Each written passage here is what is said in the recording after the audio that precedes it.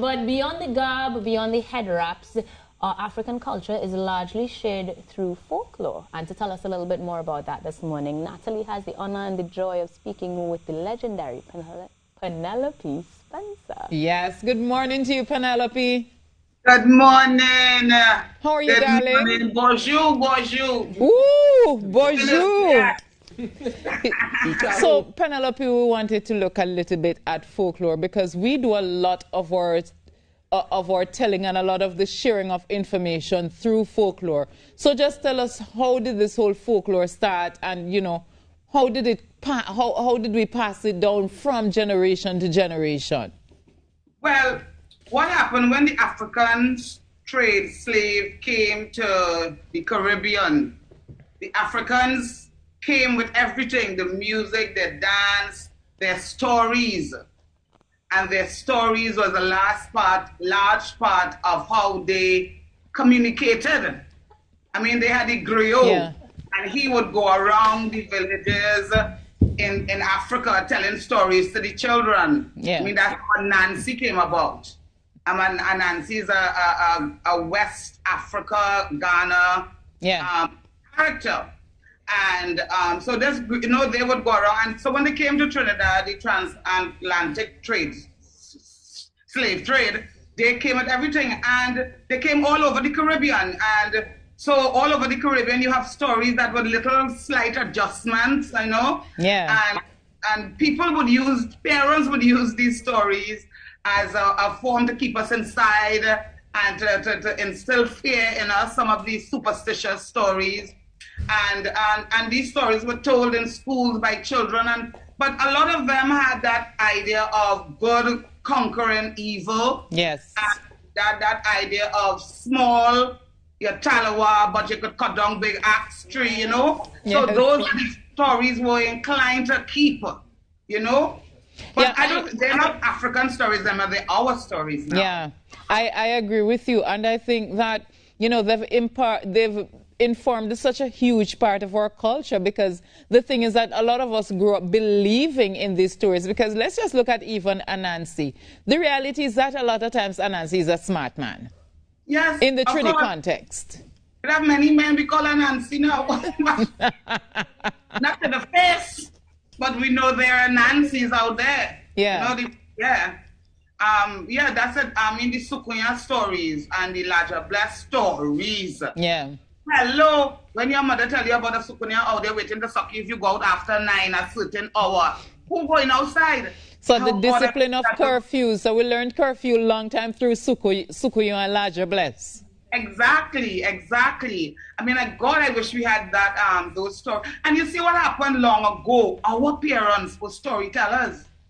Our mothers, our fathers, our auntie or the grandmother, somebody in the house used to tell stories, and not just tell a story in a dramatic kind of way. Yes. So, you know, we were becoming the griots. Our parents were the griots. Yeah. And they talk low and they go down and they, you know, they moderate their voices and they bring it up. And when you hear that, hello. And so you know, but do you think it's part of the tradition that we're losing, you know, the aspect of storytelling to our children? I was listening a little bit to N2 this morning, and the storytelling is such a valuable asset to this day and now. Yeah. And I mean, I am in Newtown Girls School, and they have me teaching storytelling there for the last 15, 20 years or so. But not many schools are like this. And storytelling can help communicate English, communicate math, communicate science easier sometimes. But not only that, Penelope, they tell you that a man's greatest asset is his imagination, and storytelling can do that. Storytelling builds your imagination. Exactly. And that's what our parents played with our heads, you know, because they were using their imagination. You know, and I'm seeing a lot of children now, they're afraid. I'm looking at children now, and they're afraid of sitting down on their imagination. I swear, child, because it's using your imagination can just propel you to a bigger space and open up your mind, thinking outside of the box.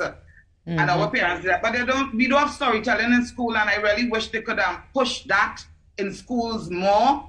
you know, and get back to our old-time characters, our African storytellers, our superstitions, our folklore characters. Yeah, because if you know where you're from, you know where you're going, you know. Talk to us, Penelope, about how you think this is going to influence the culture going forward, the fact that we don't have this storytelling as much as we used to before. Well, because communication is important right now in the way we live our lives and how we connect with our children. Communication is key. So the way we tell a story can impact a child 100-fold. So you could come and tell a story in school, and I know my children will go back home and say, Mommy, Auntie Penny did this and said that. Yes. You know about that? And that child, you know, parent and child start to communicate, and they start to remember when Granny, you know, it can help on a simple level like that. A simple communication kind of level. And it's as you said, we've used the folklore and the storytelling to bridge the communication gap between, you know, the younger generation and the older generation, because as you said, it's that time where they can sit and they can communicate and understand each other, because especially in this day and age where we're so separated by the information technology, by the devices, as N2 Springer said to us that she had to rely on her grandson, I think it was, to help her to set up. But the thing is, I bet when they come onto the storytelling, they would have been like this, because they would have been at the same level. Of course. I mean, and the thing about storytelling too, you know, I really wish they would really teach the art of storytelling. Yes. There's an art to storytelling. I agree with you. And I wish I think I have it. I think I have it. You are very expressive, and you. So I'm sure you have it. There are people out there you know could tell a story. Yeah. You know? Let me tell you something. I have a lot of children, not biologically born, but like Samara and Sarah are the two who will always say to me, Nats, tell us a story, and I'd make it up on the spot. Girl, let me tell you something. One time it had this little child, and this child, and you know, and you just get into character, and they would, and the thing is, they remember it, you know. They remember it. You see them months after they're talking to you about it. But we have about a minute left, Penelope. I want to test you, because you say we can communicate, and you say storytelling folklore is a good way to communicate. So let me hear 1 minute of that folklore story, one of your favorites. Deliver it. There was an old woman in a village far, far, far away, and everybody in the village swear the woman was a sukuya. She was seen all over the village, red, all dressed in red and looking attractive, and giving the men and them a sweet eye. The villagers and them swear that she's a sukunya. Years and years and years pass, and people still say the woman is a sukunya. They swear sukunya in the village.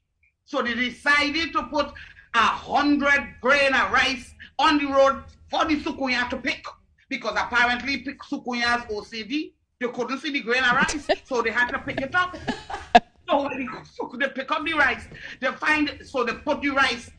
Well, what happened next day is rainfall, wash away the rice. Nobody see the sukunya. They've had rice in the village for years all over the street. And that is the edited version. Oh my God, I thought she was talking about me for a minute there, you know. About you? Yes.